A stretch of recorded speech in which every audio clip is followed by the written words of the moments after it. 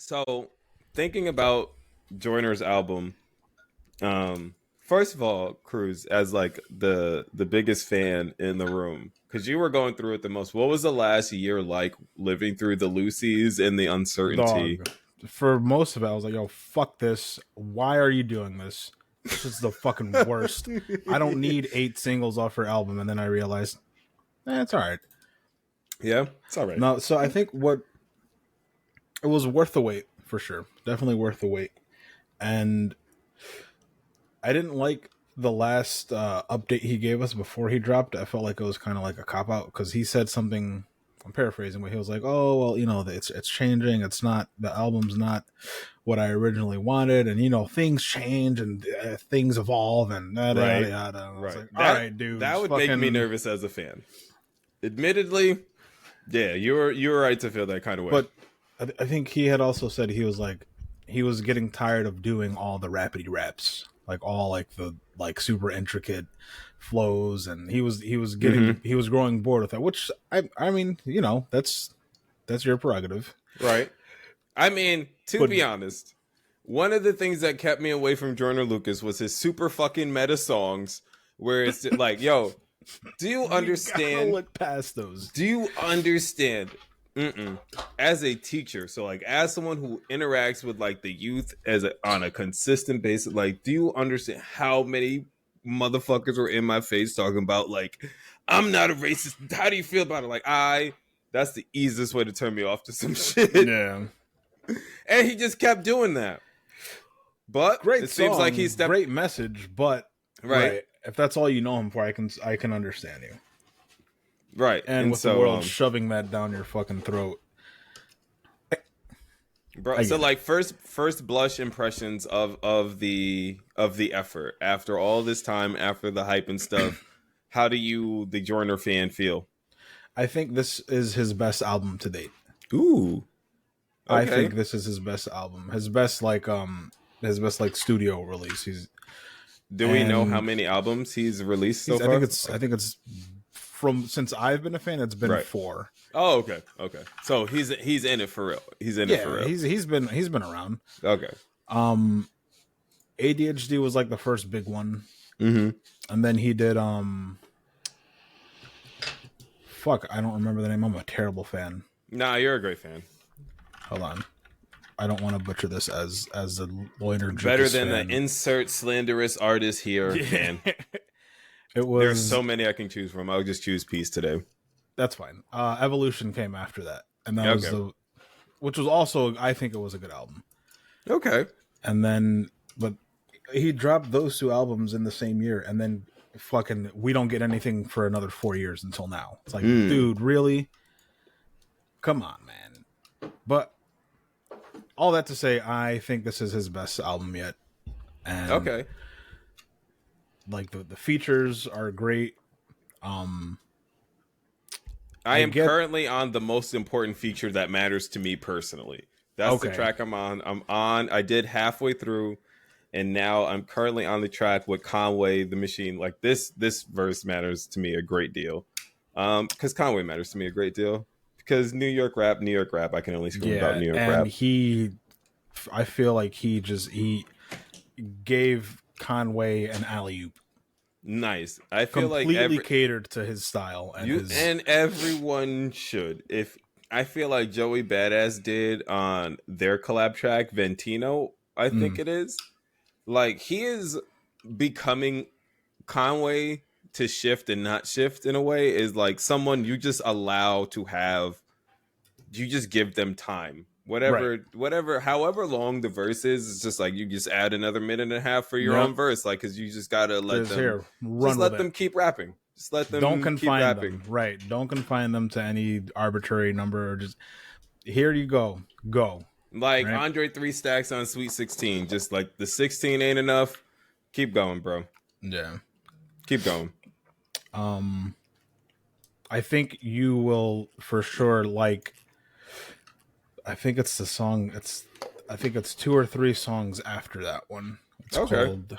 It's featuring Simba and DMX. I don't know how he pulled DMX feature, but from the grave, literally from the afterlife.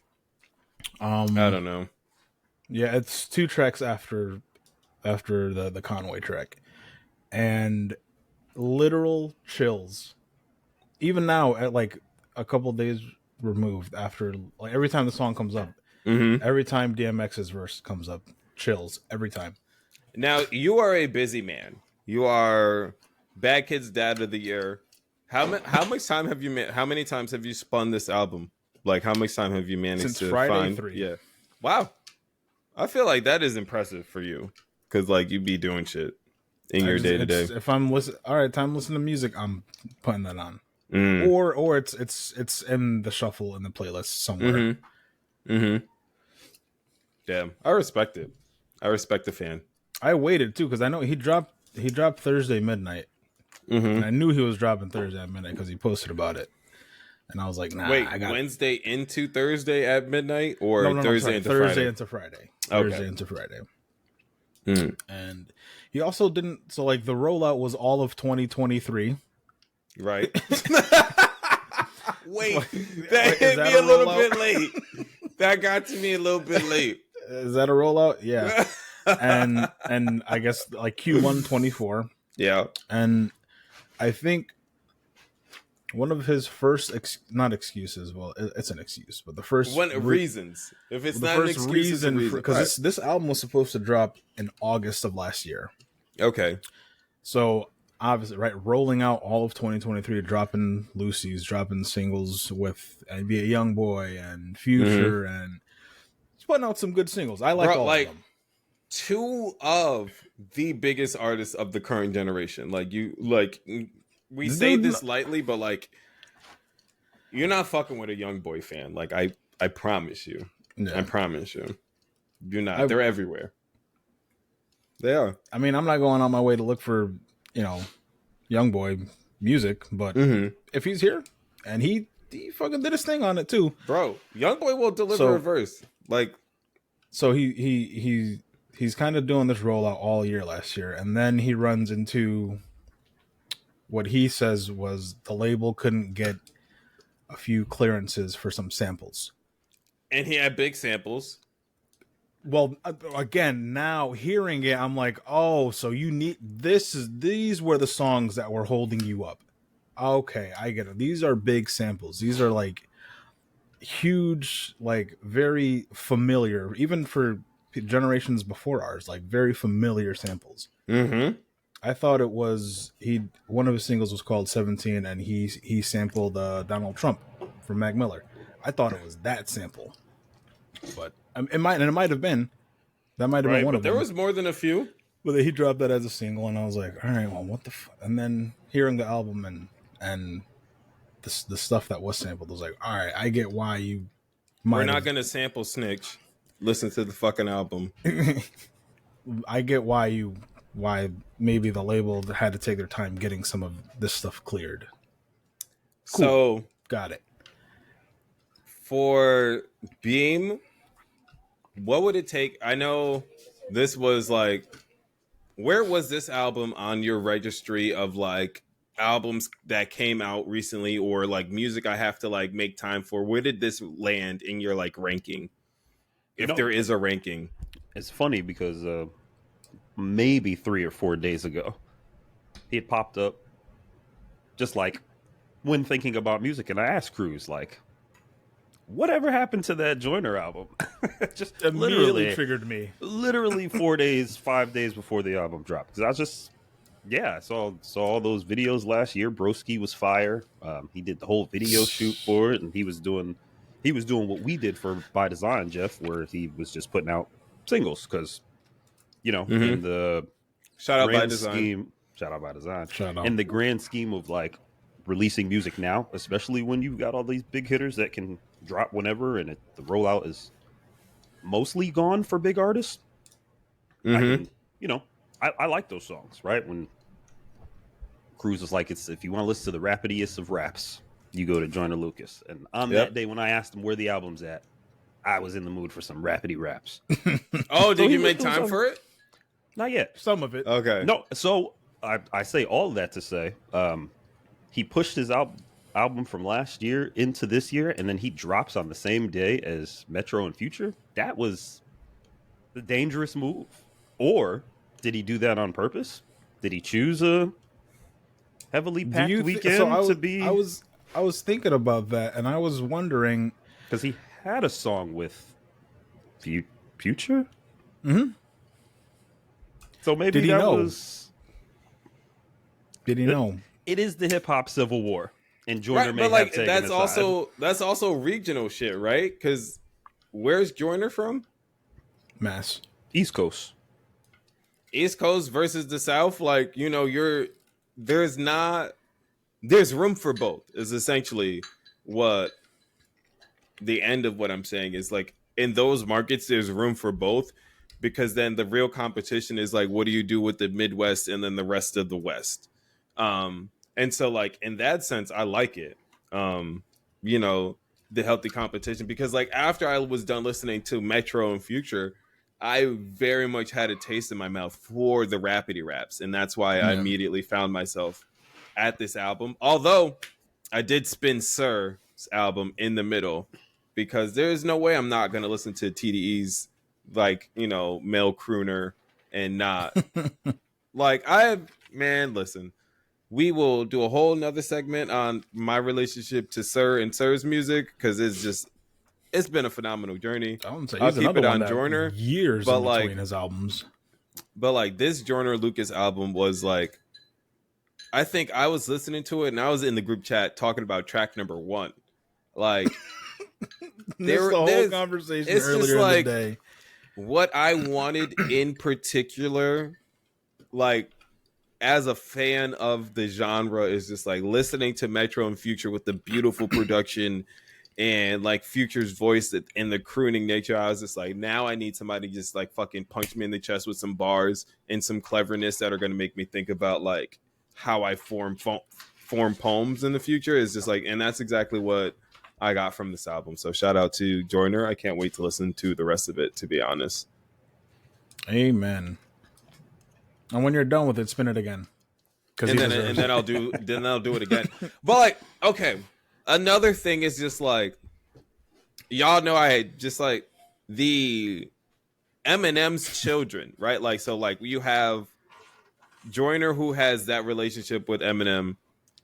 Here he is. Sorry, we're getting crashed right here. The cameo of all cameos. The cameo of all cameos. But right. Yo, man, just like the pocket of like Eminem's proteges are like, man, they're really doing it. Because you gotta also consider West Side Boogie, another person who just like, when the album is done, who am I playing it for? I'm playing it for Eminem, like, or like, you know, niggas try to play their album for Jay-Z, but like these are niggas who are trying to play their album for Eminem, and you know, shout out to those dudes because they're rapping their emotional asses off. Like, you know, yeah. I feel like he's got something for everyone in this album, and I don't say that lightly. Because that's hard. I think that's hard to do. Is to get something for everyone, to get some emotional bars and then get some just like wordplay and clever bars, and then just get, like you said, like in your face, punch you in your mouth, like bar. Like it's possible, but I think it's hard to do that and make it all cohesive. Yeah, without the label like stepping in and saying you have to make this type of song. Right. Yeah. Right. Something that has happened to Schoolboy on all of his albums. I'm so glad you caught that segue. I'm so glad you caught it. Because if we're speaking about TDE, we're speaking about rappers, and we're speaking about thorough albums. Oh, yeah. So, yeah, there's always been this song, and like Schoolboy has said it throughout his career. Like, I want to say, I forget the album, but like Studio, the one with Miguel, was the one they told him to put on the album, and that one went platinum. Like all of the ones that they told him you need to add this to the album, all of those songs are platinum. But I am not the one to talk about this Schoolboy album as much as I love to talk about all other Schoolboy albums. This one ain't this one is not the one that I'm going to openly talk about and lead the discussion on. Why? Because I don't know what this album is yet. I need more time with it, I guess. This is like a Frank Ocean album to me. It's just like it comes out and everyone has all these reactions, and I need all the reactions to end, and then for me to like honestly hear through all of the noise about the album what motherfuckers are talking about. And this is the first time I've had that experience with the Schoolboy Q album, and I don't know how to feel, but I'm okay with it because I respect artist growth, and that's where I'm at. That's why I can't lead to the Schoolboy discussion, because I'm on the back of the bus. Well, were you a fan of Crash Talk? I loved Crash Talk. Interesting. But like when he also has something into that has something to do with it, because Crash Talk, I think, was one of his lowest rated albums. Absolutely was. I didn't think anybody was really fucking with Crash Talk like that. No, it came out and we talked about it for a little bit, and I never looked back. So the thing about Crash Talk was like, this was also like, I was listening to Crash Talk and I was listening to Earl Sweatshirt in like equal measure at the same time. And like, that's the same dark like vein of rap shit.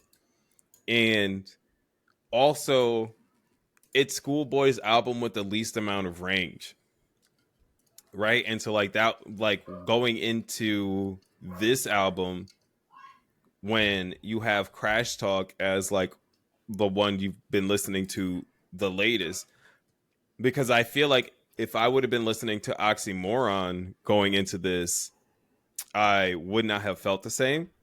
But because of where Crash Talk left me, I just wanted, and I knew I wasn't going to get more of the same, because like he released a song with Alchemist, and essentially it's like the album is the song title is an acronym, but it's just like, when you're gonna drop that new shit. And so like I knew I wasn't getting that same experience because he had already rapped about it, and like he is one of those niggas who's gonna live what he raps about. And so like the biggest thing for me is that the album felt really fucking crowded, because there were so many fucking beat switches. Why are there a beat switch in every fucking modern hip hop song? Why?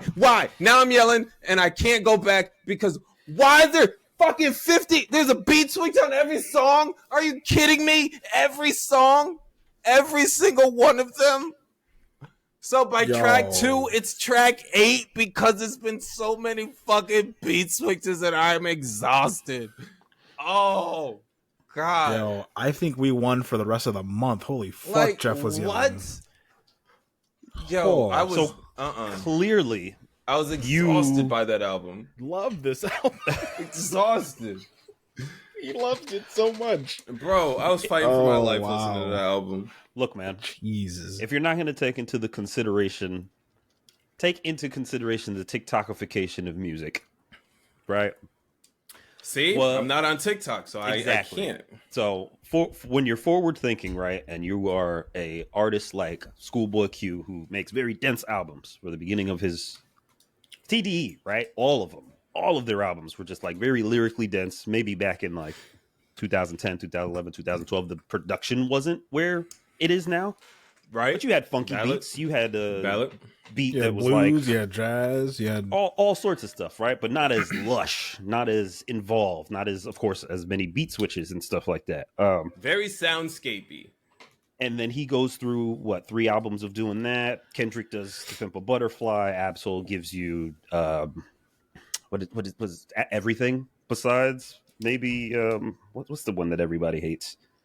Do What Thou Will. Do What Thou Will. Do What Thou Will. Yeah, that was on the album. That was a good one. I really like that one. But I say all that to say the albums are dense, and then comes the TikTokification of music. What are the niggas who like to make songs doing? Schoolboy drops Crash Talk, where the lead single is a minute and some change, and you've got some people that are really into Schoolboy, right? So he does that. it's critically panned for the most part, right? You already have your Schoolboy fans who are into Schoolboy and will like it, and who didn't want the dense albums. And Crash Talk came at a great time for some people, but then he takes this major hiatus from making music, and he's gonna come back and give you TDE again, right? It sounds to me in this album that he has gone through some healing.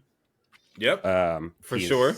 Dealt with the passing of all sorts of people in his life, not just Mac Miller that we all love, but other things. He's had his daughter, and I don't know how many bars on the album I've heard of him taking his daughter to soccer. His daughter has a soccer practice, or his daughter's going to soccer. His major single was called "Soccer Dad." This major single leading into this, the fucking number, like that shit made it into my top played of last year. Oh yeah, like not fucking around with Soccer Dad. Like that song is great.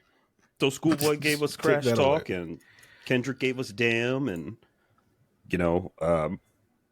they tried to give us the short music. They tried to give us 2-minute songs. They tried to get us songs that sounded very mainstream, right? Is this what we're doing now? Are we just going to do no rollout and just give people the 2.5-minute songs?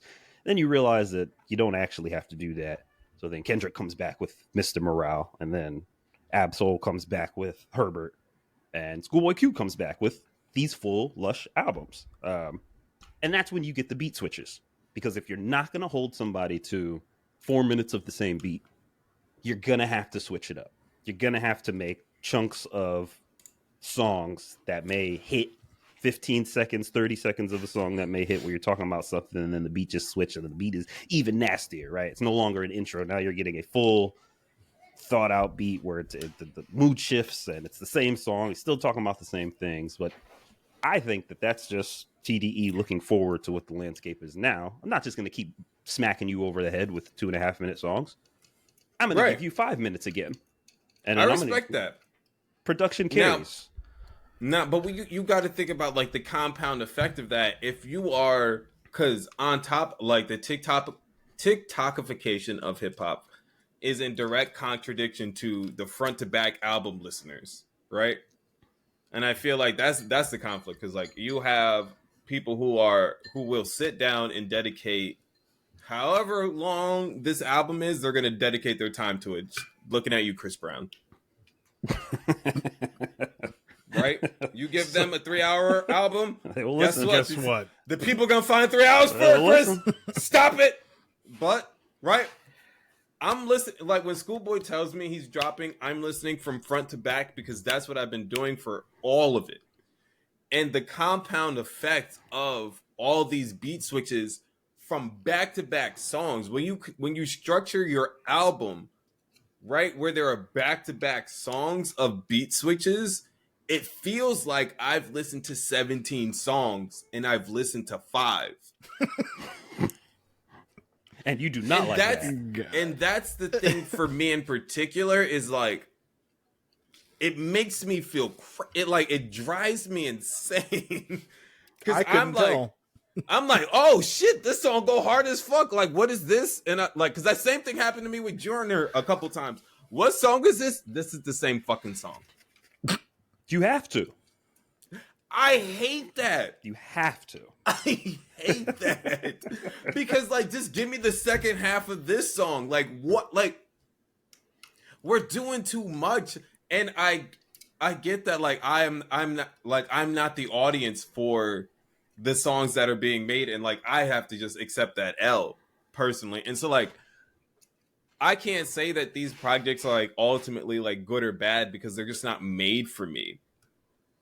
And like, that's the thing that I struggle with, like like music is slowly not being made for me by the artists that I like, at least in this instance. Because like, oh man, the compound interest of all the beat switches fucking put me on the ground. Like, I'm just gonna. Did you make it through? Druggies with hoes again, collard greens. Like, Did you make it? I didn't. I didn't finish it. No. I mean, I heard the intro and I was like, nope, I'm not ready for this. But I also, full context, I heard it in the first half of my day. Like it was like my morning commute album. So like, I didn't necessarily. I need to spend more time. Like, this is my first blush reaction, but more time needs to be spent. Yeah, I'm gonna make some time for it. This week I'll make some time for it. But yesterday I tried to sit with it, and I got through the intro, and then I was like, no, I don't need 8 sets of chromatic scales on an intro. I'm okay. I mean, I get it. I love the music, but I was not ready for that from Schoolboy. I respect it, and it, like, my ear liked it. Like, it sounded great, but I thought I was about to listen to hip hop, not just like 8 sets of chromatic scales. Didn't need that. And then I went back and started listening to Joyner again. So we want songs that bang extra hard, throw up your, twist your fingers, West Coast. That's what we want from Schoolboy Q. Is what it sounds like, and it exists here on this album too. So I mean, all right. I mean, immediately, yeah, I guess you can say that, but just it was not what I was expecting. Hey, cuz, you ain't even give something we can smoke a black to. Yak yak. Like, where's that? Right, exactly. I need that. You know. But I need to just erase all expectations and just go back in blind. Is what I'm going to do. That is the important part. Erase your expectations, because the sound of music is changing. The landscape of music is changing. Motherfuckers have to do what they got to do just to survive, right? Right.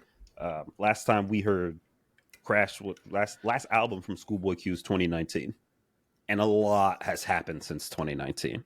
Yeah. A lot of motherfuckers have taken a large step back on what was going on prior to 2019. He's had time. He's had time to think about how he wanted this album to sound. He had time to sit with his thoughts. He had time to sit with the things that have happened. We're not just happen to land on College Music Theory 101 for the intro. I get it. Chromatics. we don't want 5 minutes of the same beat anymore. And when I say we, I mean the landscape, like the general, in general, right? When we're looking at analytics and stuff. If you give me a 7-minute posse cut, everybody on the same beat, that's literally what I'm here for. Give me 8 motherfucking a 9.5 minute track, and it's just like you and all of your best friends rapping. Like, those are still the tracks that I want.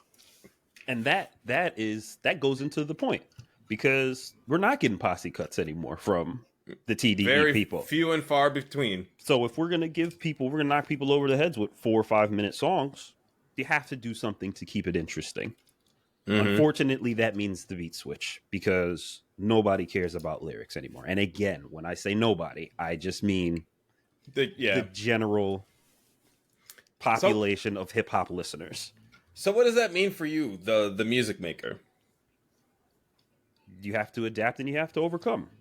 Because guess what? If you do a Joyner and you release 7-8 singles over the course of the year, that gives you ample ammunition to just sit back and see what worked and what didn't. Yeah. Right? And then when you come out with the actual album, you can put together a body of work that your fans like, but also has, like you said, something for everyone. Right? You've given yourself time. I feel like that's what Schoolboy Q had done. He did Crash Talk, because everybody's doing the 1.5 to 2.5 minute song. He gave us that. He gave us the banging West Coast. He gave us the hard hitting regular hip hop beats. And then people were like, no, Schoolboy Q, no. I think even he himself feels some type of way about Crash Talk and how one note it is. Like, if you ask him about it, he said it in interviews. He feels like Crash Talk is kind of like one note, and it didn't have his usual range because of what he was going through. Exactly. But because of what I was going through, you love that shit. I didn't care. Doesn't. Give me more of that. And it's crazy, because Crash Talk probably would do better today if he made Crash Talk from a position of, I'm the shit. Now, like, I'm going through a lot of shit and COVID is about to happen and my life is falling apart around me. He gave us Crash Talk, gave us the 12 to whatever songs, and they were all short, and people are back outside now. So if Num Num Juice came out today, it'd be everywhere. You've got the shit. But TDE is forward thinking, and they were ahead of the ball, and that's why we got Damn, and that's why we got Crash Talk when we did. And there are people who love that, but now there's a way for hip hop artists who want to do the whole thing to be able to do the whole thing again. And by doing the whole thing, I mean beat switches. I can give you now, because guess what? The 17 producers that you've called for this album have 4 years of beats. You've probably, bring some beats to the studio, and they're now bringing hard drives, right? It's no longer CDs with 20-something beats on it. You choose, no, here's my Dropbox, my 2 terabyte Dropbox of beats that I made with you in mind. Choose them. And then you're like, oh, I like 45 of these beats, and we're going to, and I have 30 seconds to say on any one of these beats that you've given me, because you're my boy and you know exactly what I want, and you've been sitting at home too. This is what I think about as a music maker, right?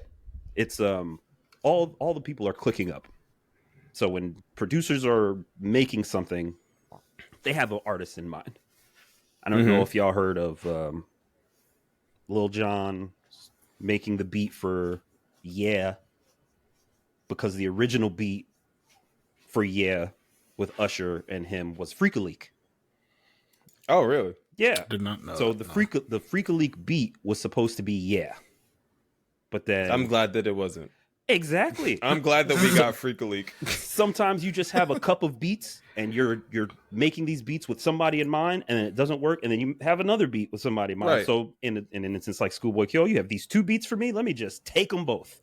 And now I don't have to spend more time putting 3 verses on 1 beat. I can take 3 beats, give you 45 seconds to a minute a piece, and be able to, write it a little differently. Because if you spend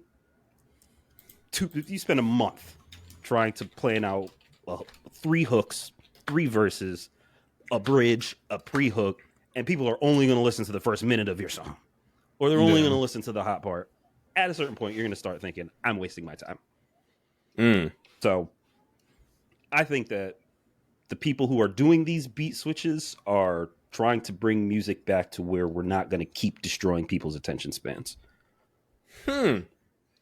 That's why I like Schoolboy's album, because I'm bouncing to something, and all of a sudden the beat switches, and then it gets grimy as hell, and then my face screws up even more, and I'm like, what the hell? This happened with Metro and Future's album. So they had a song. It wasn't as bad. It wasn't as with bad the beat switches, which is all I want, is a balance. I felt like because there were tracks on Schoolboy's album that did not have the beat switch, but I felt like there were like 3 to 4 songs with the beat switch in a row, and that shit took me out. Like, please just like moderate that for me. Like, good God, let me just get one like actual full song, please. Like, just a refresher, a palate cleanser. Put that in there for me, and then it's just like, okay, because like, So for Future and MetroBoomin's album specifically, they had a couple of songs on there that are from like late 2010, 2017, 2018, 2019. So they're pulling stuff out of the vault from years ago. Out of the fucking archives, yeah. Because you during COVID, what were you doing? Before COVID, what were y'all doing? Y'all were just all in the studio together, just kind of figuring shit out. Seeing what works or what doesn't, and whatever doesn't. The industry is still filling in the lag, because like you couldn't tour for 2 years, right? Correct. So, and you're not gonna release music that you can't tour with at all. And as long as the music and what you've recorded is still relevant to you, your brand, and what is happening in the world, then like, drop that shit. So we had on their album a leak, because a lot of leaks happen to Southern artists all the time. In the beginning of Ice Attack on We Don't Trust You, Metro and Future, that was a leak from 2022 that the fans had dubbed Too Obsessed. And it was them taking a video inside, and everybody was sitting down, the beat was going on, it looked like Future was freestyling, and the fans were fucking crazy. Oh, this Too Obsessed. Got money but ain't got time. These hoes is too obsessed. Like, I played that shit back to back to back. It's like a 30-second video. Shit bangs. It comes out on this album. It's just the snippet that everybody fucked with, and then after that snippet, the beat changes. And that was it. So if you're doing these leaks and stuff like that, you're doing these beat switches, I don't have nothing else to say but these 8 bars, and this went crazy on the leak. We're going to slap that as an intro, and then I'm going to give you a whole other new song on the back end. Hip-hop fan service. Hip-hop fan service. That's and the leaks. The leaks are rollouts. And the leaks are rollouts. The leaks are rollouts. You could just gauge fan reaction. That's it. And then as an artist, you can also kind of, like I was saying before, take a step back. Now you don't have to. You got a 8 bars that bang on this part of the song. You don't have to think of 4 more minutes. You've already hit these 8 bars, and you've got this cool little hook, and the shit just sounds good in a vacuum. You no longer have to flesh it out. You can just be good with having a great idea. You can't release it as a 30-second song. So what do? You mash it up with something else. Maybe you find a new beat that is in the same vein, and these drums hit a little different, so I can rap about the same thing, but now I have different ideas about the song. It just makes it easier. Word. Don't spend your time trying to. Don't force it. Don't force it. Don't force it, because now you don't have to. Write that down. Or, in the same vein, when you have a back in the day, you have a 5-minute beat, and you only have 1 or 2 verses, you would have to call somebody and have them put a 3rd verse on it. And then, people stop having people to call for these 3rd verses, so the 3rd verse turned into the 2 verse. Yeah, because where's Gunna on this album? Where's Gunna? Nowhere to be found. Although Weezy was on this album, and Weezy, the lines are being drawn. The lines are being drawn. I think Gunna just might be out of it. I think I don't think Gunna. He's out of here. I don't think he can choose a side. So it's just like whatever. So he's kind of like Spider-Man. Whatever side calls him. I think so. I don't think anybody's calling him. Not after a couple of, what is it, last year? Was that all that last year? Or was the year before? All the snitching allegations. We're not calling them anymore. That was also one of my albums of the year. Like, I love that album. Gifts and a Curse is such a good album. That's the album that made me a Gunna fan. But I love me a good controversy. So that Metro and Future are not going to call Gunna. Yeah. And then on the other side, 21 Savage and Yachty are not going to call Gunna. Gunna's out he's out on an island by himself until Young Thug gets out and says he didn't do it. It's over. But Young Thug is never getting out, so. So I say, Gunna is out of here. Nobody's calling him. Nobody's calling Gunna, man. He's out. Yeah, pretty crazy. Whatever will he do? Got him. So I do have TikTok brain. I have TikTok brain big time. My attention span is fucking shot. So I love the switches. I hate that for you. I hate that for you. But you know what? That's fine. It comes with pros. It's not just all cons. Yeah. What are 2 pros of your TikTok brain? Because remember, I was on vacation with you recently, and remember that untagged garbage post that made it into your feed. I'm trying to keep it as mild as possible so that the block is not as hot. There's a joke in here somewhere about your attention span, bro. Not even his attention span, just his algorithms. Just the algorithms. I'm cooked, bro. I'm cooked. Done. But this man is out of here. Pack his ass up. Cannot do anything with the women who show up on my feed, bro. They say all types of wild shit, and then after I get this thirst trap on my algorithms, the next video is about Diddy and Meek Mill. So what am I supposed to do? And then the next one is about how the CIA is plotting against us and is. I'm sorry, we're not gonna go that far. No, you're not. But.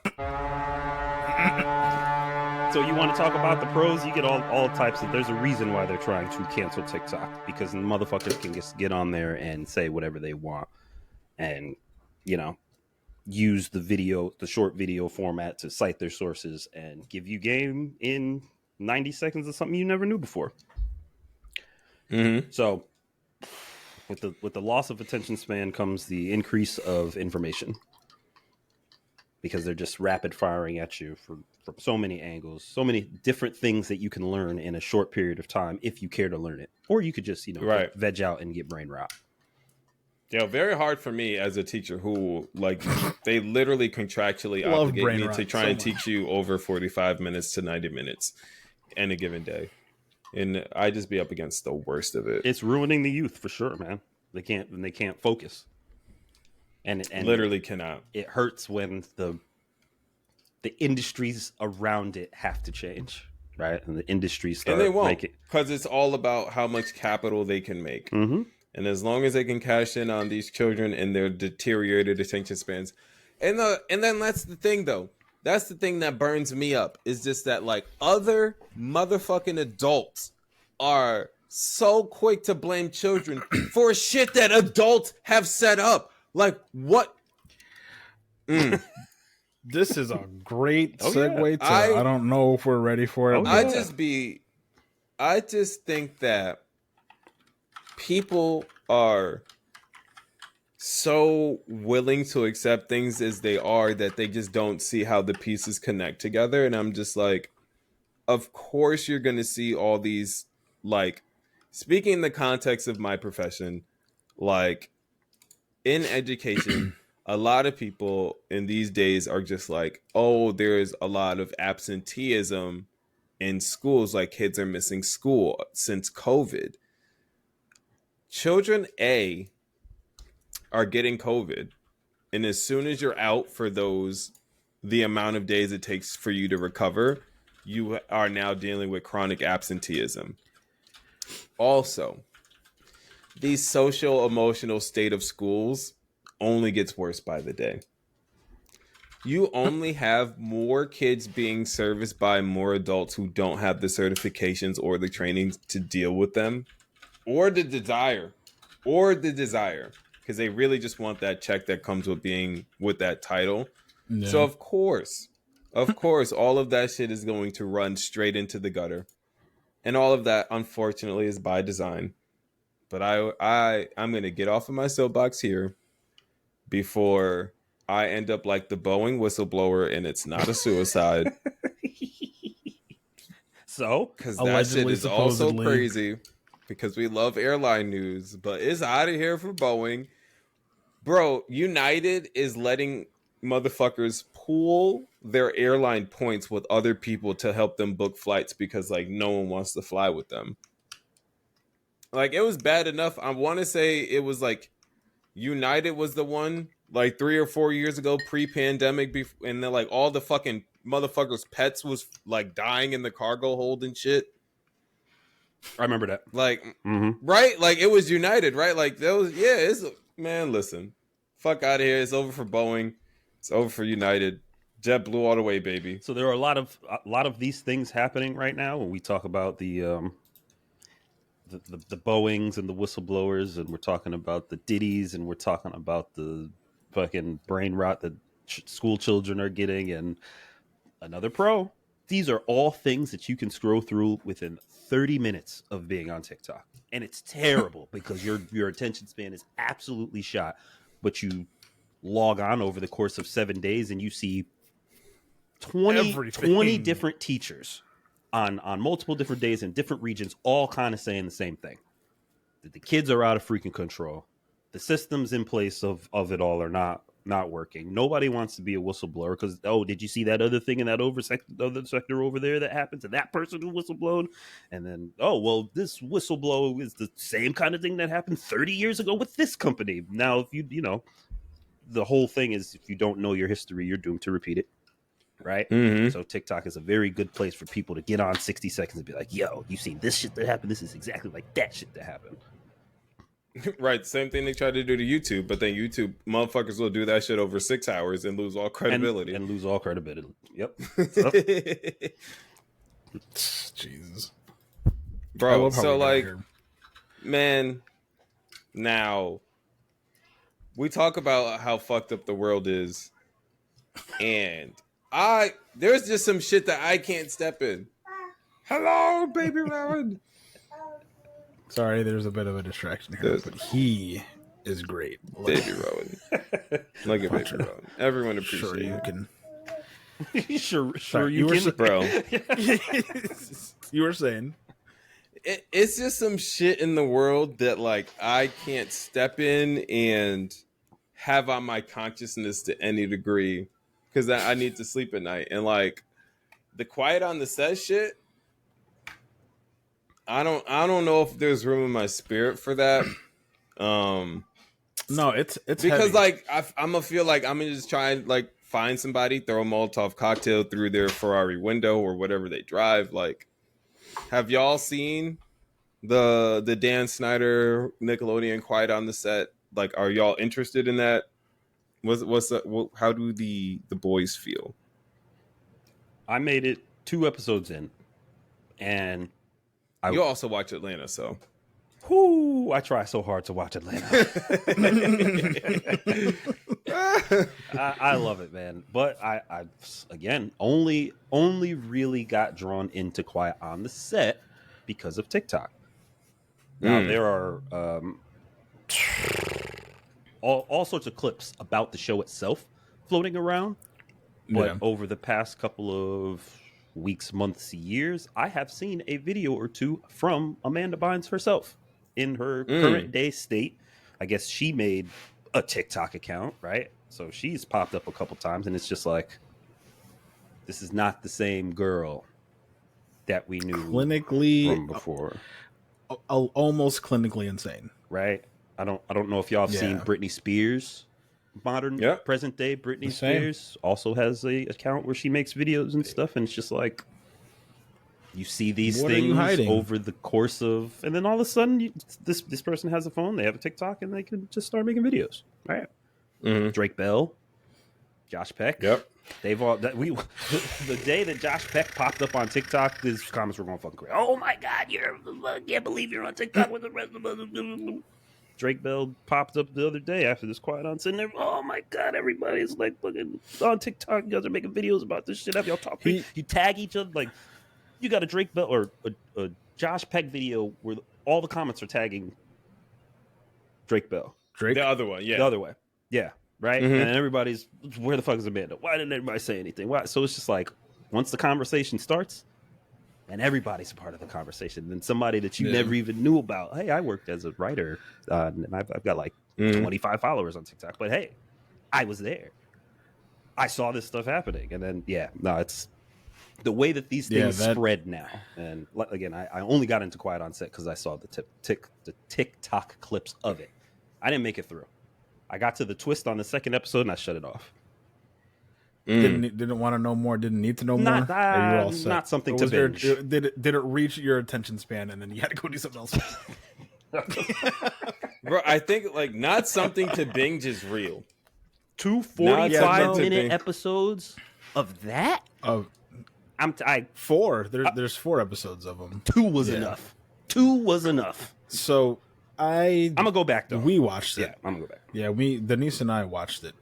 And like you were saying, it was something that had came up on our feeds months ago, and it came up on our feed. We had forgotten about it, and then it released, and we were like, "Oh yeah, we did want to see what the fuck's going on with this fucking sleazebag." All right, cool.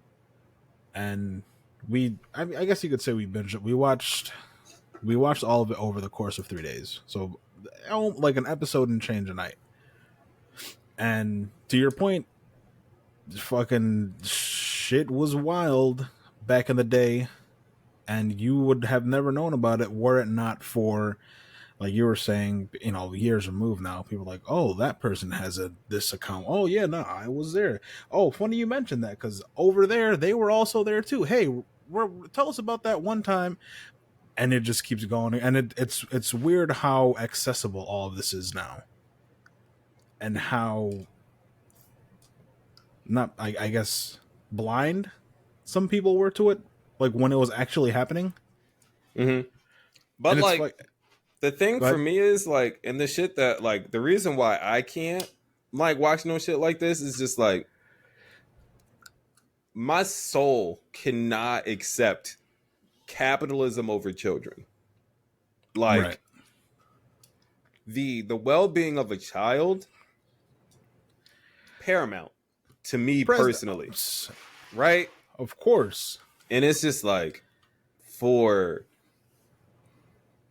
so many adults to fail these children. Like, it's shit like that makes my position as like really like, I try like not to believe in violence, but like, or at least promote it in a sense, but like, some people can use it. Like, I'm on your fucking head for this. Like, yeah, for this, I'm on your fucking head. Because, like, you knew what you were doing. All these people knew what they were doing, and they to a certain extent, some of them, and I'm not going to say all because I don't know the stories, I don't know the perspective of all these people, but, like, this is some shit that happens more often than not in so many realms involving children. So, like, just, like... all it takes is a handful. Like, that's mean what you say when you say you care about kids. Right? Like, if this shit is truly for children, mean that in a really fucking real way. Because otherwise, the floodgates are open on consequences for you, and as far as I'm concerned. Yeah. All I'll say there's nothing off limits if you failed your responsibility to keep kids safe. Yeah. All I'll say, because we don't have to spend too much more time on this, because it can get hairy and dark, is that it was only a handful of people. A. B. I'd like, as a parent, I don't think that there's ever too big of a precaution that you can take with your kids, ever. And that's all I'll say. We don't have to get too much further into this. That's fair. I mean, this is all, we talk about consequences, we talk about cancel culture, we talk about accountability. This doesn't happen if people aren't able to post against a white wall videos of their confessions. Is not, people start getting together with each other, people start collaborating. I saw what's her name from Zoe 101, Alexis Nichols, I forgot she was on there, or something like that. She's been standing outside of Nickelodeon headquarters protesting. One of the main actresses of Zoe 101 with signs that like Nickelodeon failed me, and like she's been sounding the alarm for this for years. So people see a video, oh, I'm close to there, and then I saw this a black artist, black hip hop artist, not anybody like of fame or no, and the mainstream, but pops up to Nickelodeon and is like, yo, we got Alexa Nichols here. Fuck Dan Snyder. All my homies hate Dan Snyder, and now we've got a black artist. Now it's one from two. Now, right? So we and it was a funny video because she's standing outside protesting, right? And then a bunch of black dudes are behind her. She's this white girl, and fuck Dan Snyder. All my niggas hate Dan Snyder, and they're like, yo, money spread for fuck Dan Snyder, and they put like the dollar bills down Alexa Nichols' arms, and she's money spread for, and she's just like standing out there, just having people come protesting to her cause, protesting, and they got her doing a fucking money spread on a TikTok video. What is Alexa Nichols doing? Love it. It's great, right? It's fucking great. This is the accountability that TikTok can bring. A lot of people start talking about the same thing. A lot of people see familiar places and familiar faces, and that you have a story about that can connect to other, and somebody find this person who's in the back of this video. Oh, I know that person. I went to high school with that person. So it's like the information is dispersed. The government's trying to shut it down. So we see it, and they're just going to harp on the fact that it is an attention span killer, because it is, and our kids maybe shouldn't have unlimited access to TikTok because their frontal lobes aren't developed all the way. So that's also not a good thing. We have iPad babies. I don't know. And, So can someone shed light for me personally, as the fucking like resident old head? What is it about TikTok? Like, what separates TikTok from the rest of them? Because they all have similar features and ways that you can scroll through and search content. Well, that's the thing. Why, like, aside from the privacy policy issues, like, what is it that sets them apart? Why are people so up in arms about it? I think the smokescreen for TikTok, because I was talking when the boys were here, me and Semi were talking about this. I don't know if it was Semi's point or your point being, but it was the smokescreen is TikTok.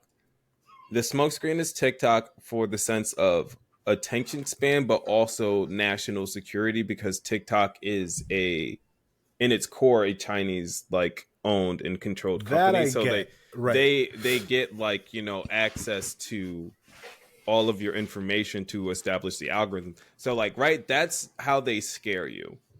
And that's the thing, is the scare tactic behind it is Chinese influence, algorithms ruining our kids. Not the ruining kids, but there's got to be a degree of truth there. Mm-hmm. But what? Because Insta has Reels, which is essentially a copy. Yeah, they're one and the same, but Facebook has Reels.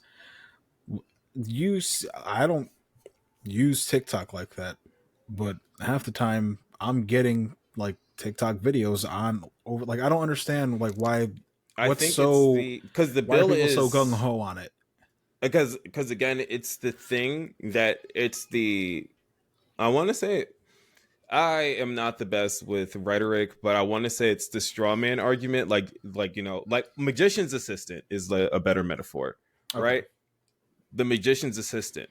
You pay attention to the magician's assistant because they are intentionally built to be a distraction while something else is happening, right?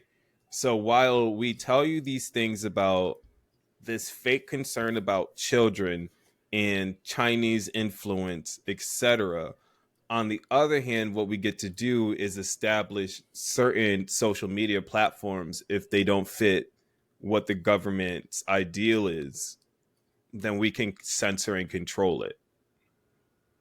Okay. And we just assume that the government operates in our best interest in every instance, again, all the time, where this is not going to be a big deal to us, because remember, we're still looking at the magician's assistant. Gotcha. Is that an accurate Beam? That makes sense. That answered my question. Well, I feel like Beam might be a little bit more on the TikTok expert, but is that an accurate summation of the use of the metaphor? I'd say so. Yeah. Cool. Yeah.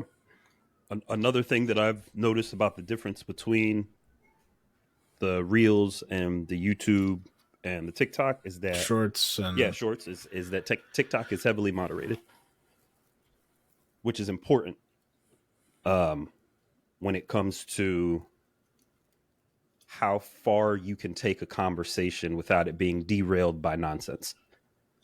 If you look into Instagram Reels comments, it's mostly just toxic. And bots. And the same can be said of Twitter, now known as X.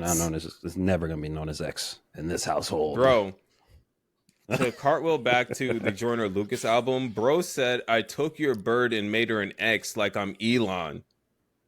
And I almost fucking threw myself out of the car. I almost threw myself out of the moving vehicle. I was like, this nigga is rapping for real. I'm just saying, bro. I'm not getting into I'm not pulling bars. I'll let y'all find those on yourselves. Bro, no, that one stayed with me. That one stayed with me. Just go listen to Not Now. I'm busy. Okay, so back to what we were talking about. Bro, I mean, I don't even know what else there is to say anymore. It's just that, vote and read contrary perspectives. So, because the truth is always in the middle. And I don't know what else to tell you. Come up into coming.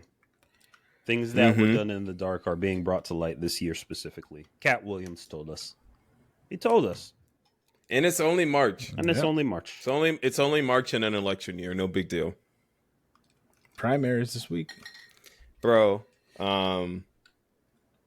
speaking of casting a vote, in our new hip-hop Civil War post-Future album, where we have Team K-Dot, Future, Metro... Wait, I don't even know the sides of this argument. Beam, orient us into the sides of what the hot goss is in the hip hop world. Goss. I've never heard that. This is so. You heard it here first. I'll start here. This is funny because, men in general we like hip hop. We like our storylines, right? We were big fans of the WWE, which is just a male soap opera. And then, of course, women have their the things that they're into, the type of gossip that it happens on the women's side of the internet, like those type of creators, which we don't have anything to do with. Yeah, like look at this makeup artist who doesn't like that lash artist. You know what I'm saying? So you also live with a woman who is deep in the lore of different sorts of content creators, makeup creators. Writes things. The women who... Yes. And then it comes to black people. And we love some good ass gossip when our theater kids are fighting amongst themselves through words that are pretty and rhyme. Yes, sir. Yes, sir. So I was explaining this to V yesterday. This is like top tier soap opera for black people. The lines have been drawn. So we've got Future and Metro on one side. And we've got pretty much Drake and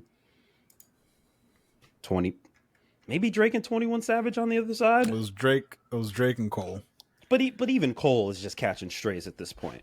So we've got so the way that I saw it, the picture that showed up, which had me fucking dying, was Kendrick, Future, and Metro, and of course Baby Keem is connected to Kendrick, and then The Weeknd is connected to Future, right? And The Weeknd has beef with Drake. Kendrick has always had beef for certain, right? The Weeknd is stepping on OVO releases type shit. Okay, it's up over there in Canada, in the land of the North. Okay, it's bad, bro. It's not okay up there. So we've always had that, and I always thought it was interesting that Drake and Future popped up a couple different times, made some bangers, made the What a Time to Be Alive. And you had a couple songs that popped over the last couple of years, and you just never did anything with them. Y'all were not outside for any of the smash hits off of Future's last album. And then, of course, Metro's entire tag is "If Young Metro Don't Trust You." I don't know if y'all have seen it, but Metro has been outright beefing with Drake recently. No, I have not seen that. Right. I guess Metro was just like, upset that her loss with Drake and 21 Savage was getting accolades when I guess he personally didn't feel like it deserved the accolades. Mm-hmm. And then we've heard stories of Drake over the years, just kind of maybe doing some slimy shit every other time, right? He's got his reputation precedes him. But Drake wants to be buddy, and I think when you have the side that wants violence, which is Future and Metro and Kendrick, and then you have the other side that wants to be buddy, which is the Drakes, the J. Cole's, the 21 Savages, the Yachty's, the Bad Bunnies. They're on the other side.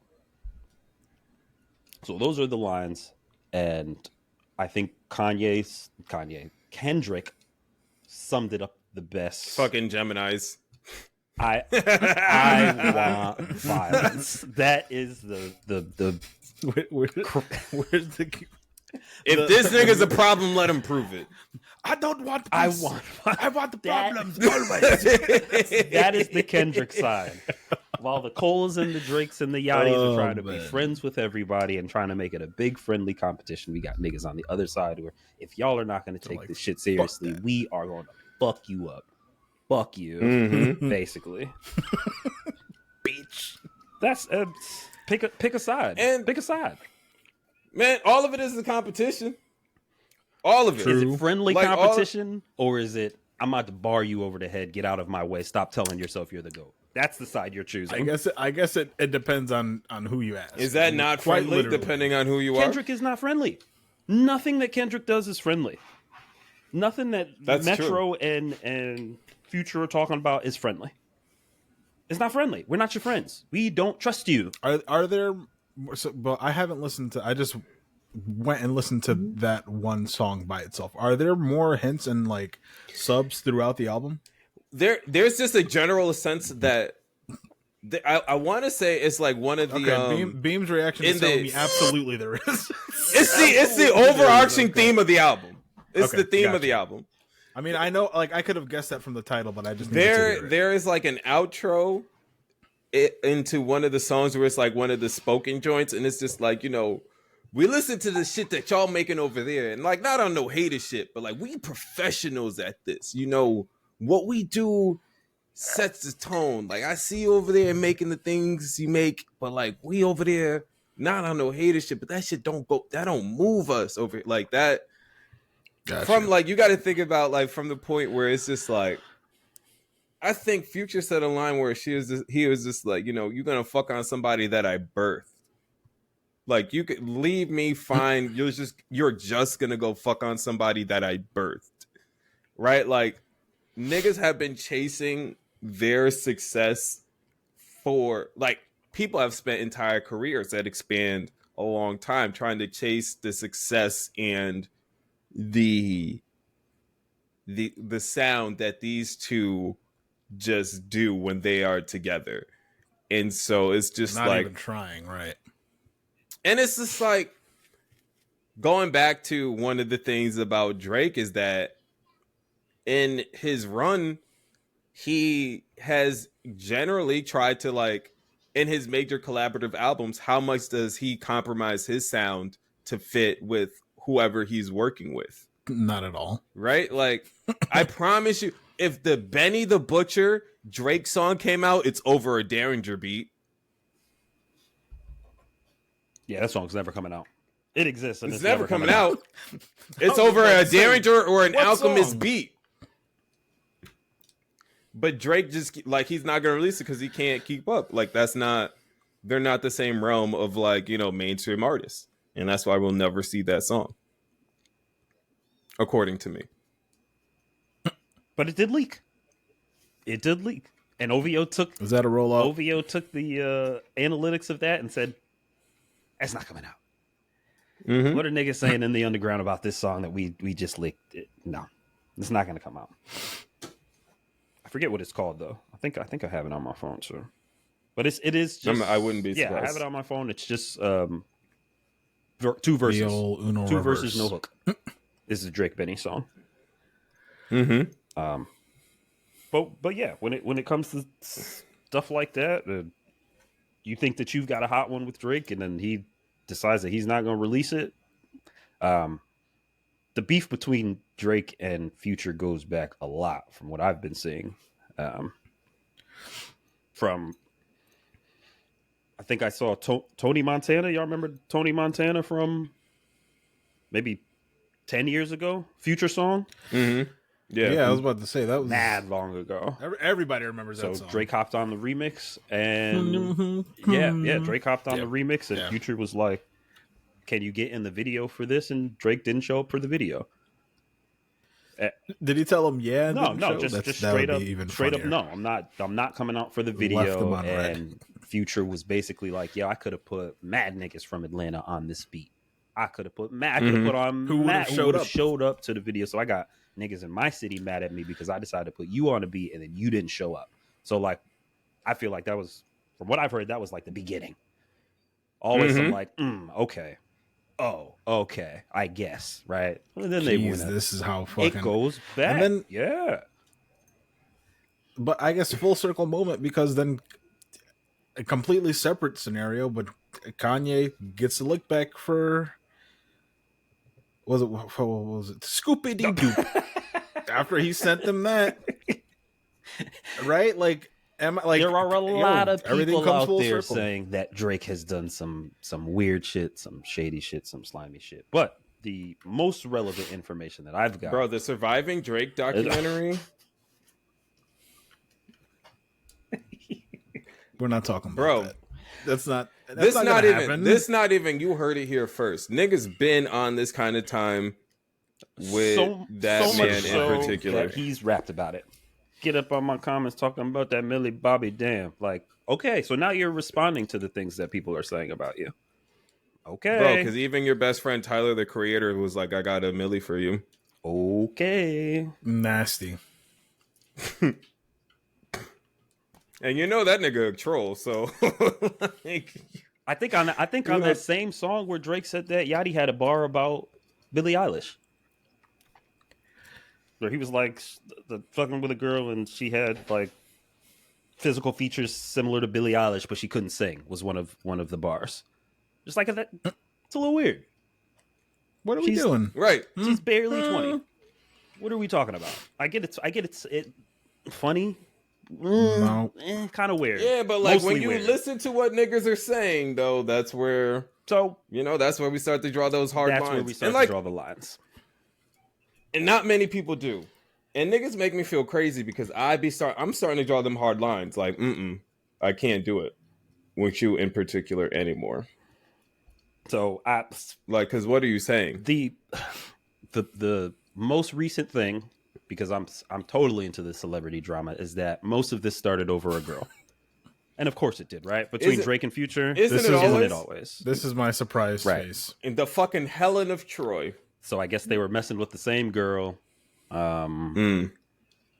Future did it first, and Drake did it next, and pillow talking. Because pillow talking is also what happened with Drake and Pusha T. Kanye. Yep, with the Drake and Kanye and Pusha T. I thought the Pusha T thing started with Wayne. I thought the Pusha T thing was inherited because it was on it started. My understanding is it started with Mr. Me Too. Yes, because that was the bathing ape type shit, and Pusha was on it first, air quotes for the audio people, and then Wayne was also on the bathing apes kick push type skater shit, and then that's how Mr. Me Too. That all started. So there's history. There's history between it all, but the most recent. And no one goes to therapy to talk about these particular things. You just make music over it. You just use music as your journal and you put it out. Yeah, music is. And you know what? Microphone is your therapist. And you know what? That's not enough. Not enough. Yeah. Not enough. So that was the most recent reason that all this happened. That Drake's last album, he had a song called "What Would Pluto Do." What track number was it? 37. Buried somewhere in For All the Dogs. Then everybody was saying that it was an homage to Future, but it wasn't. It was a diss track. What would Pluto do? He'd fuck the hoe, so I did it. So when you think of the context of everyone couldn't have been more wrong. Oh, look, he's paying respect. What would Pluto do? No, he's like Pluto would have hit this girl too. So guess what? I did it. And it was Pluto's girl. Mm-hmm. So then it was, we don't trust you. And then all this, it's messy. It's messy and it's great. Hilarious. And it gives me life. And I love when our theater kids are fighting each other because they're just so magical with their prose and the way they put together songs. And they act so angry when they're inside of the studio. Make it seem so street, but it's just drama. Yeah, it's all just semantics. It's literally it's all just different. It's a different unlike era, that fucking sure. Benny the Butcher fucking Freddie Gibbs situation. No, it was street violence. Gibbs is crazy. Freddie Gibbs, but that was street violence. That dude is a troll. Street violence. I really feel like one of the last Freddie Gibbs verses that I heard, he literally reactivated the Academics beef. He was just like, yo, if I see Academics, I'm gonna beat his ass. His Twitter rant from years ago. I fucking love Freddie Gibbs, ever. man. So I guess Freddie Gibbs is on the Flowers Kendrick side. Freddie Gibbs is on the Kendrick side because Academics is a Drake glazer. Yeah, absolutely. That's how that works. Is that what they're calling when you glazing someone too much? Stop. Glazer? Yeah, man. Jesus Christ. I'm old because I didn't know that. Yo, that all was right. what So then, where does Rick Ross go? They stole him. I feel like this is another part of the lore. Rick Ross showed up on the Future Metro album. But Rick Ross is the big homie to Drake, and the best part is Rick Ross unfollowed Drake on the socials, which is so important. The unfollow is so important. Here's my piece about Rick Ross being this soap opera is great. I love it here. This might be my favorite part of the soap opera. Because of how I feel about the Rick Ross Drake relationship. Because, bro, when Rick Ross had it, he motherfucking had it. Okay. He was the big homie. That for sure. When I want to say it was Atlantic Records that he was signed to for those albums. Bro, from like Port of Miami to Mastermind to What was the one after it? Fucking Black something. Like, I don't know. But, like, Rick Ross, when he had it... I wasn't like Black Market. It was big time. Black Market. Yeah. Yeah. Mm-hmm. That's crazy that he didn't draw that line during the Drake and Meek Mill beef, but he's drawing it now. I'd imagine that was the start of it. And it's like, also... Because Rick Ross gave Drake so many layups. He helped to... because that was Rick Ross's sound, right? Like, I'm the boss and I do boss shit. And that was the same shit Drake was on for those few albums too, right? And it's just like, he gets his floor from somebody. And so, like, on Drake's biggest run, for Drake's biggest album, that coincided with that Rick Ross run, for better or worse, right? Yeah. So, like... Yeah. It gave him somewhere to lay for a couple of years. When Weezy was gone. Yeah, it gave Drake somewhere to sit down and just kind of be, where the songs were going to be hits. Were they classics? Maybe when Weezy was gone. Yeah, he had to do something. Mm-hmm. But those ones, the Drake verses from those Rick Ross songs might be classics. Yeah. Might go up there with legendary shit from that time period for certain. Mm-hmm. I think a lot of what Drake was doing that time period was timeless. That era, the Take Care, and I think he was on his shit. He was for sure on his shit. And you say Take Care. Guess who had an interlude on Take Care? Mr. Kendrick Lamar, who just wanted for me, I didn't. That was my introduction to Kendrick, and that's what Drake's been saying the whole time. But you can't coast on that.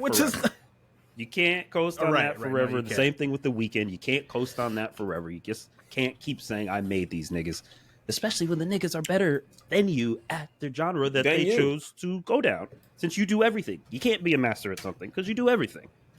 And if that's where you want to sit, that's fine. What is it? Jack of all trades, master of none? So that's kind of where Kendrick's at, I feel like. Which is completely different from the Meek Mill situation, because I like you said, it's funny that Rick Ross didn't draw a line with Meek Mill versus how he is now. It's because Meek Mill's stupid. This man be jumping off the porch for next to nothing. Not a calculated thought inside of that man's brain. That's because he was going through the stuff with Nicki. He's just stupid. Going through the stuff now he's going through the stuff with Diddy. I feel so bad for Meek Mill, bro. You know, I feel bad for Meek Mill almost as bad as I feel for Big Sean, which is a whole. He finished the dreams part. Now he's just living the nightmares. Crazy. Okay, so here I am doing the Googles. Okay. Let's do a comparison. So studio albums. So the early part of the 2010s, you got Thank Me Later Drake 2010, but this is after Port of Miami 2006, Trilla 2008, Deeper Than Rap 2009. So Thank Me Later and Teflon Don, Rick Ross, and Drake come out 2010. We get 2011 Take Care, 2012 God Forgives and I Don't, 2013 Nothing Was the Same, 2014 Mastermind and Hood Billionaire. Then there's no independent album by Drake from 2013 to 2016. Nothing Was the Same goes into Views, and then you don't get anything from Rick Ross until 2017. So like they are like trading year releases. Scorpion 2018, Port of Miami 2 2019. Certified Lover Boy. On each other's toes. Right. It's interesting because like thinking about their relationship, this is the dance, right? Because if I were to continue to do my Googles, I'm certain like there's an they're showing up on each other's projects during that time. If not on like the original, like the fucking remix and all that shit. Or dropping a Lucy as part of the rollout, right? But in those years, especially those early 2000 years, 2010 years, like that was the deep part of their relationship as Rick Ross was reaching like these heights. Because like I would say God Don. Forgives and I Don't. Teflon Don was his. I want to say his first step up big one. His first, that was his step up one. God Forgives and I Don't was like fucking great. That was like his first, like Teflon great Don. He one. stepped up, and then the next one he stepped in. I feel like it was Like, kind of how it worked for Rick Ross. Yeah, because then on that one you had Diced Pineapples with Wale and Drake, which is one of the best songs on that album. Well, that's a lot because you had Sweet 16 on that album too. Again, where he kind of just fully stepped into exactly who he wanted to be. We like that. But you know what? Drake is not on Mastermind, his best album of that run. You know who is though? The Weeknd. and Lil Wayne. It goes deep, bro. Holy this is the drama for hip hop. Because it's all industry politics bullshit, and that's why I like Vince Staples, who stays out of it. We say The Weeknd popped up on a couple Rick Ross songs. He popped up with Future a couple times. I'm pretty sure The Weeknd had said he's not doing any more features, right? He said that somewhere around the same time as his Super Bowl appearance. How did you get a Weeknd feature? How did you get a Weeknd? Ben had. And you put it out now on the album called We Don't Trust You. That also has Kendrick. That also has Rick. The entire album is a Drake diss. And anyone, it's fuck you and everybody who love you.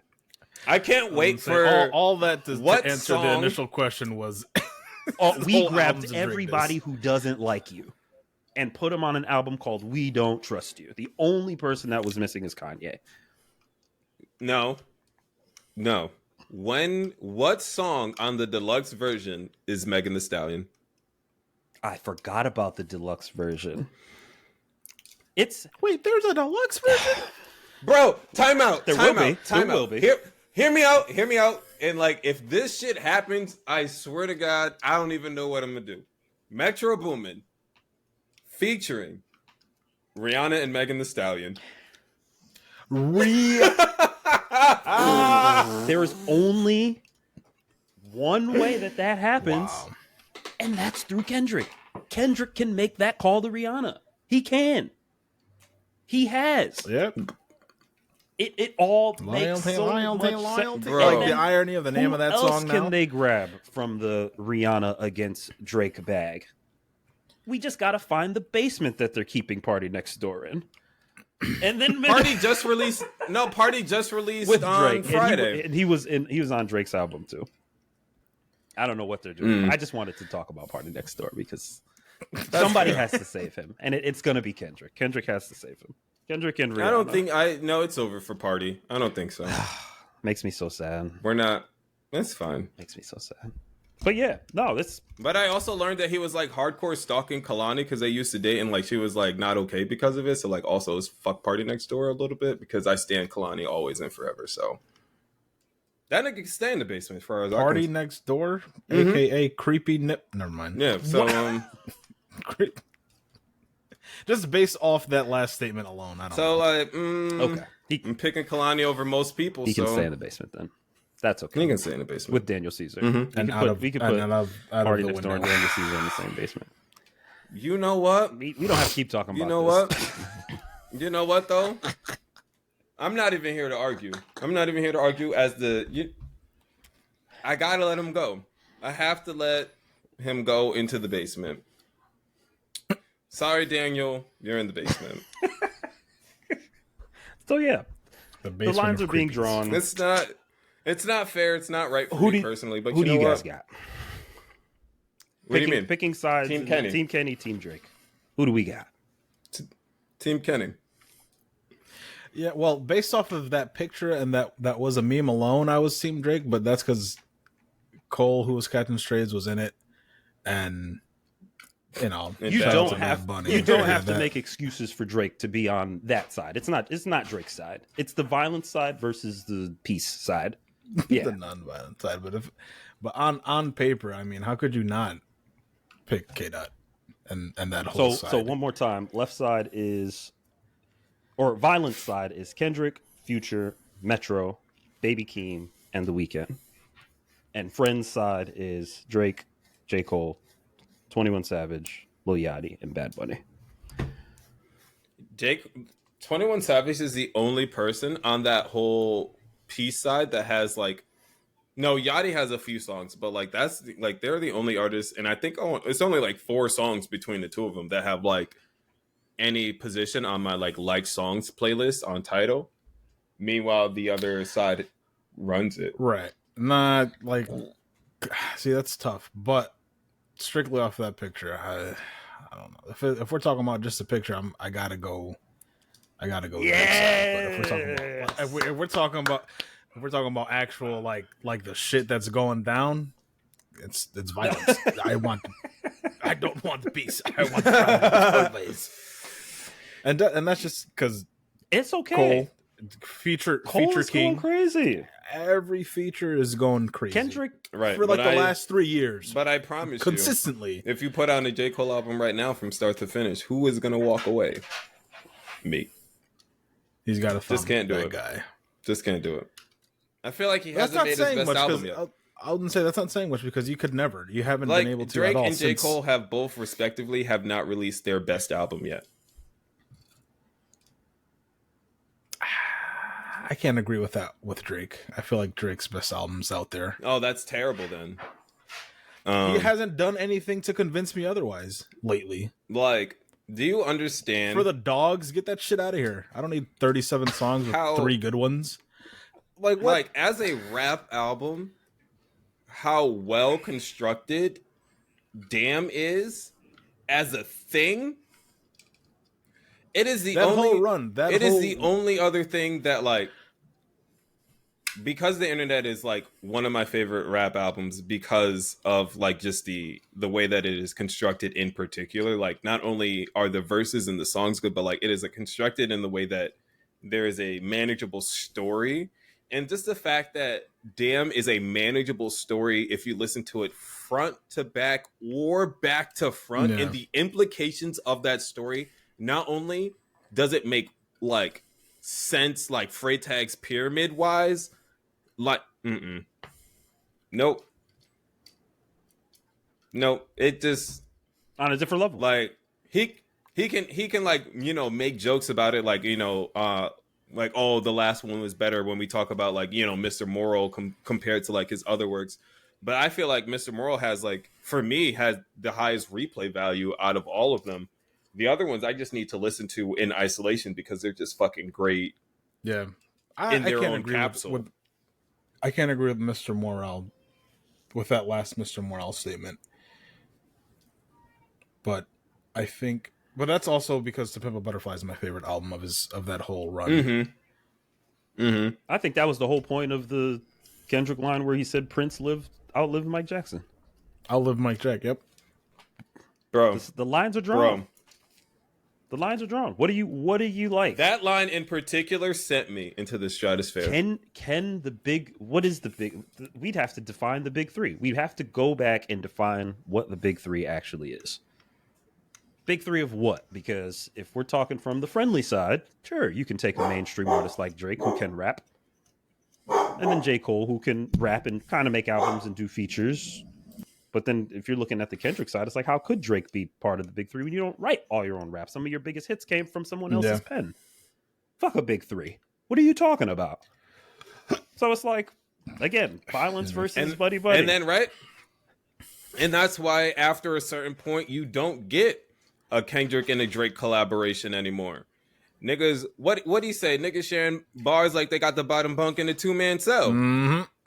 I'm mad, but I ain't stressing. Oh yeah, right. It goes deep. Niggas said that shit before the pandemic. Even thought they could have ever been beefing. Before we even thought they were thinking Kendrick about was disliking like each other. When Kanye got back with Drake, I was slightly confused. Guess I'm not as mature as I think. I got some healing to do, and that was recent. That was Mr. Morale, yeah. Daddy issues kept me competitive. I don't give a fuck what's the narrative. I am that nigga. When Kanye got back with Drake, I was slightly confused. That was. Is that Father Time? No, not sure. I forgot the name of that song. That was Kendrick been about this, but also you can't just pop out with these game-changing verses every 5 fucking years these lines that come out of, and you're not doing no features. So what is the real conversation is really what we as consumers have to get to the bottom of. And they're letting us get to the bottom of it ourselves. Does it matter that the albums are classic? Does it matter that Drake has been dropping hits for 2009? Every year. Almost every year consistently. So 15 years? He's been able to get a number one if he chooses to do so. He can bring anybody up to the top of the charts. He can give anybody a look with a verse. He could. So what's the conversation we're having? Or are we talking classic albums? And I can see where J. Cole could fall right in the middle of that. Oh, you want to buddy up with this Drake motherfucker? You should have been over here with us, the niggas who are really trying to do this shit for real. Rapping. The niggas who are really doing this shit for real. Because you were supposed to be the nigga really doing this shit for real, but you chose. So you're and is that not what he built the label on? Is that not what he built his label shit on too? Oh yeah. Right? Like all the Dreamville niggas do their shit for real. Oh yeah. All of them. You don't hear Daddy nothing about nobody in writing for him. You don't hear nothing about none of the niggas from fucking Earth Gang. Who the fuck else is over there? No, yeah, no. I'm thinking just specifically like the niggas Dreamville? under the Dreamville umbrella. Like none of them. Like what'd he say? Like JID said, like that nigga silly with it. He signed his soul. He signed the code. He should be good. Like, you know, like that type shit. Like that is supposed to be, that's the brand you built for yourself. You know what I mean? It's like, I am this person that did it all on my own and making the beats, rapping the beats, doing this shit for my fans, the Dollar in a Dream tour, right? Like going outside and seeing your fans who paid a literal dollar to go see you back in the day. Like some real humble nigga shit. But, you know, I could see Kendrick being industry like, games how we could play. you? I could see Kendrick being like, how could you? Nick, like, if you look around the room and you just see, like, the niggas that you came in with and the shit that they're on, and it is just like, you know, what have we been doing for the past X amount of years as the three of us? And it's just like, like, and if you just don't like flip the table. Like, I hear what you're saying, like, you can't do this every 5 years, but flip the fucking table. If you don't like what you see. I just go back and listen to the hard part one. When they were all nice and he was paying him respects. They were so much friends. So much friendship. We'll see you on the bubble. Can't believe it. I don't know, man.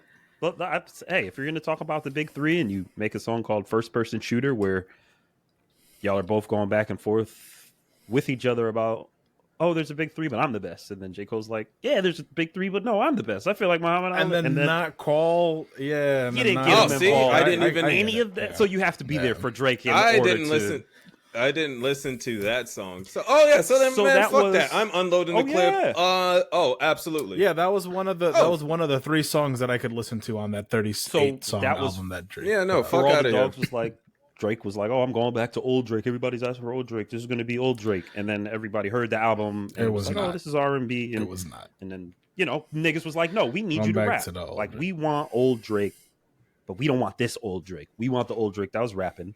Then he put out the little 5-pack, which was all rapidy raps. And then First Person Shooter was on that deluxe edition where he had the 5 rapidy rap songs with the Alchemist production, with the, you know, that hip hop boom bap production. That was where First Person Shooter came from.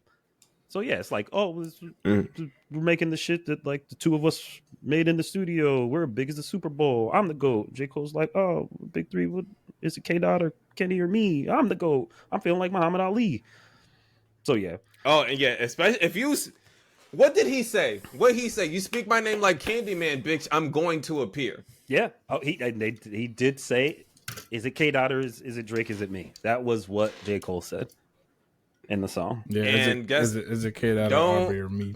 And like the way that this Bloody Mary game works is that you can't say the name one time.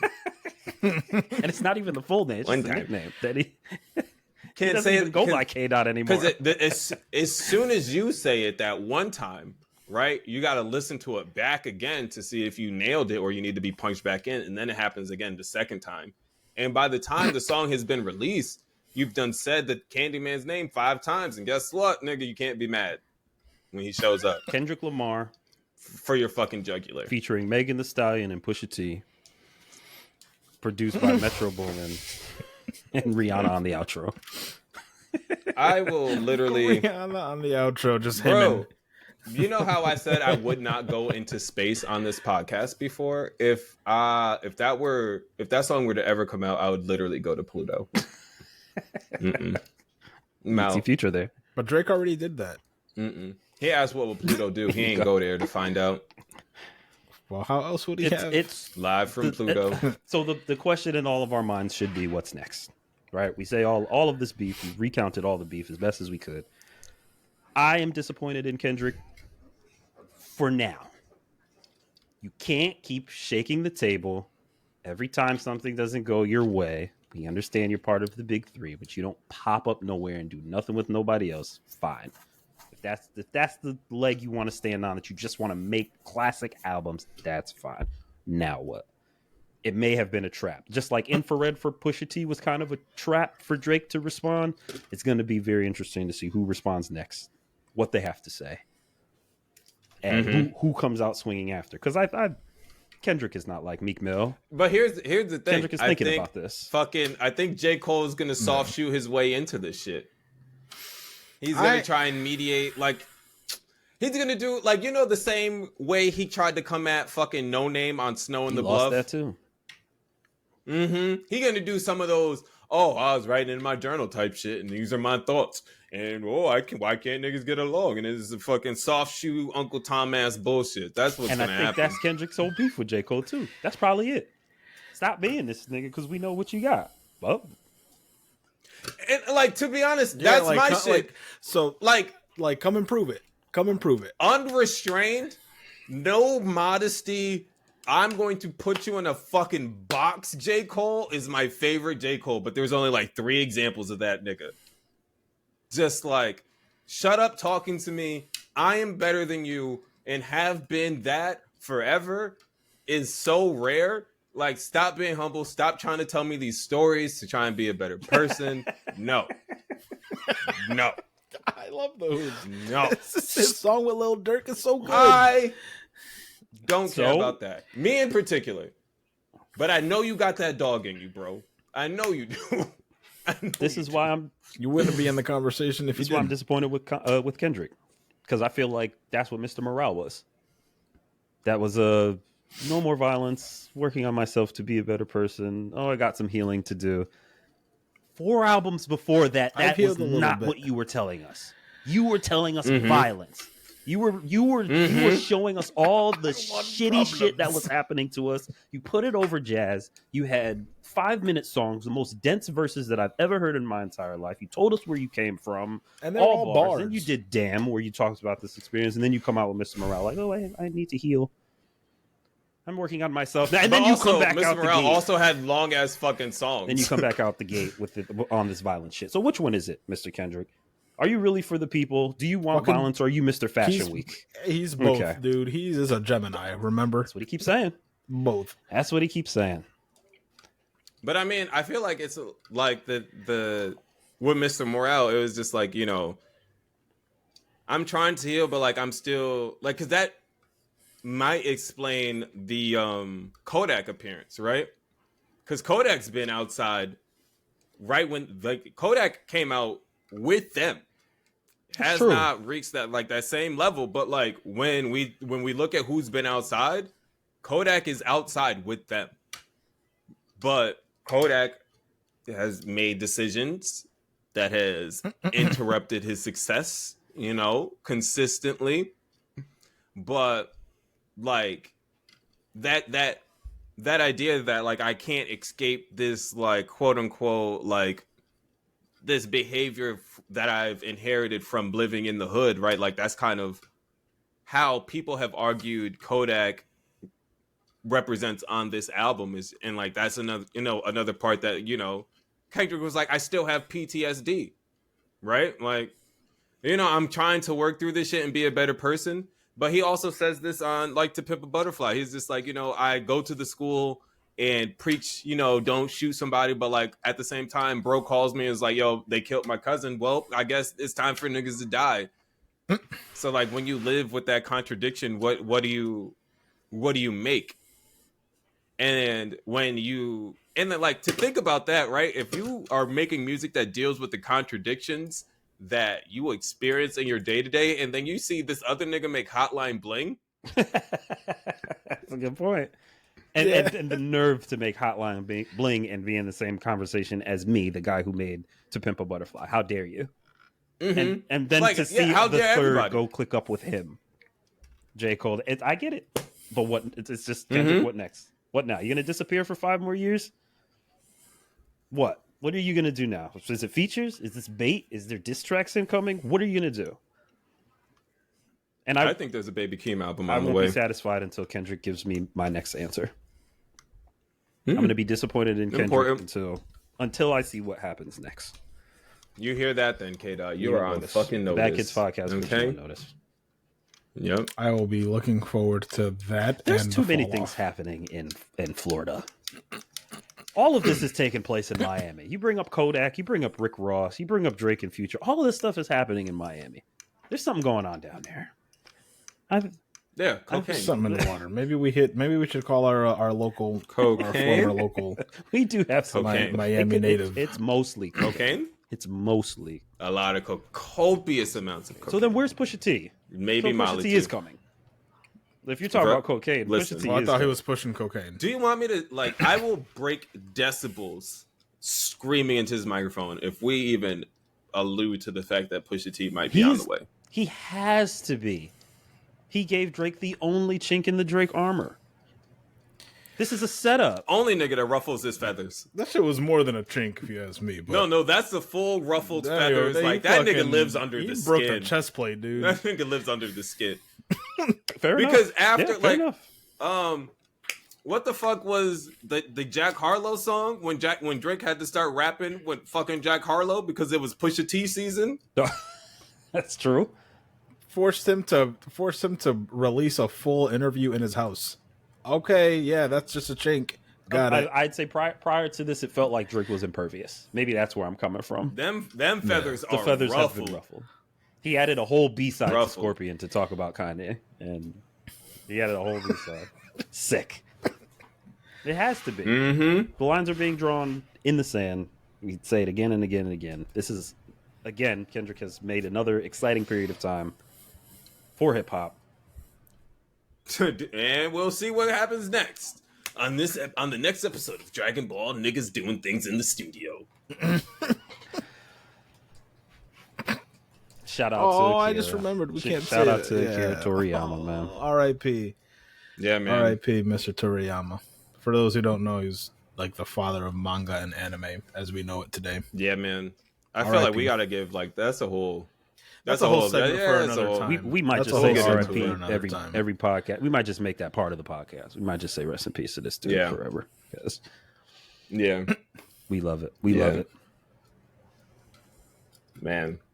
All right, before we start heading on out, give the people back their lives. Is there anything going on that you want the people to know about?